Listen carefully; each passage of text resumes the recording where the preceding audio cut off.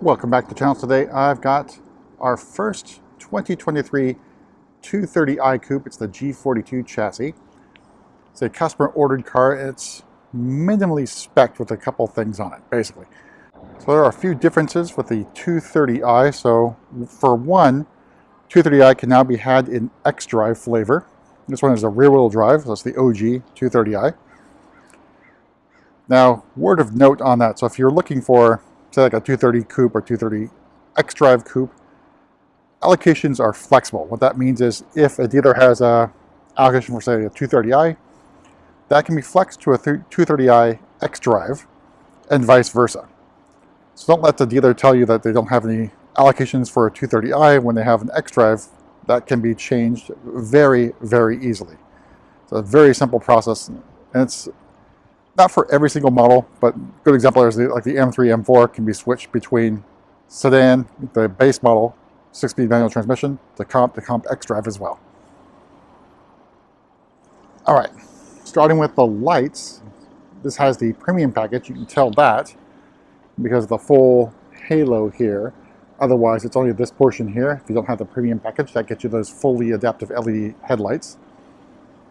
So no M Sport package.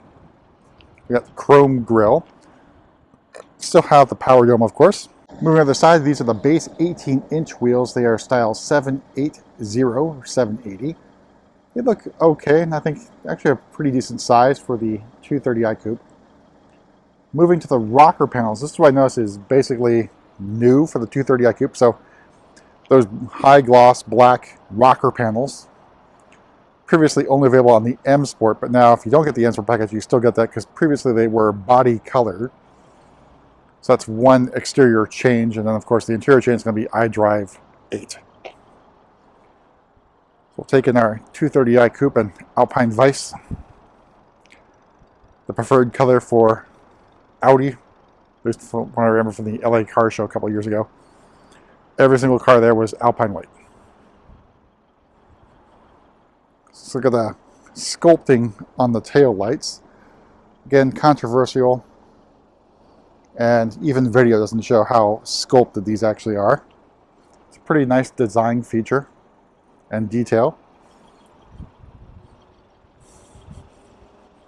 All right, we'll take a look at the inside, go over the pricing and the options on this particular vehicle.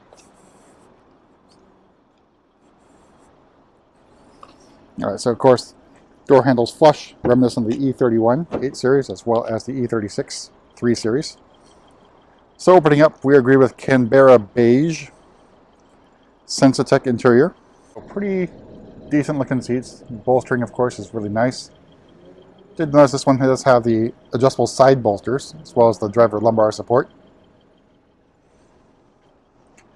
And of course, quick glance at iDrive 8 in all of its glory here before we hop in. All right, so in front of me, iDrive 8 instrument panel, no surprises there. And our large widescreen display for iDrive 8. We do have aluminum mesh interior trim. It's all down here on the center console, your gear selector nub. But up here, there is not aluminum mesh up here on the dashboard. There's no illuminated M trim either. It was not optioned with that particular option. All right, I'm going to zoom in here so we can take a look at the pricing. So starting price of the 230i coupe, $37,400. Alpine Vice is included. Oops, I was mistaken. I thought it was Canberra beige. It's actually oyster Vanessa leather. Shows I should have looked at this before I started talking about it. So $1,500 for the leather. Premium package for the $3,350. Moonroof deletion, which you can only do on the 230i. So a little credit there of $800. $150 for the aluminum trim with mesh effect. $175 for the lumbar support for the driver. All told, MSRP of $42,770. I guess the first clue for not being Canberra beige Sensatech was the adjustable side bolsters. So, what do you do? All right, let's go over some of the climate menu settings here. So I have it turned off. So auto is kind of a weird program here. You can see medium, it's on now. If I go to low, it turns off. So if you do want control of the heated seats like you normally would, turn off the automatic program, and then you can adjust your heated seats to 3 levels of intensity like you could before. So weird things go on here with the automatic program. And you have to up the intensity to get them to actually turn on in the auto program. Just a word of note on that one there. All right, we'll take one more walk around. I popped the hoods. We'll take a look at the B48 inline 4-cylinder engine momentarily. Look at the trunk space, which is actually pretty generous given the size of this coupe. Well, technically it's the size, almost the size of a 3 Series. But pretty good space in the back. Back seats, iffy, especially for taller passengers, but doable. All right, so pop the hood here. Take a look at our 4-cylinder turbo engine,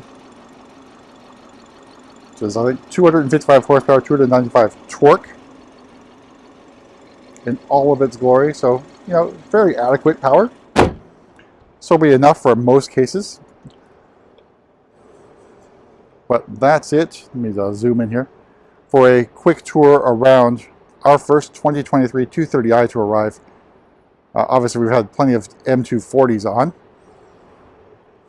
but pretty good base entry-level BMW coupe. That's it. We'll see you at the next video.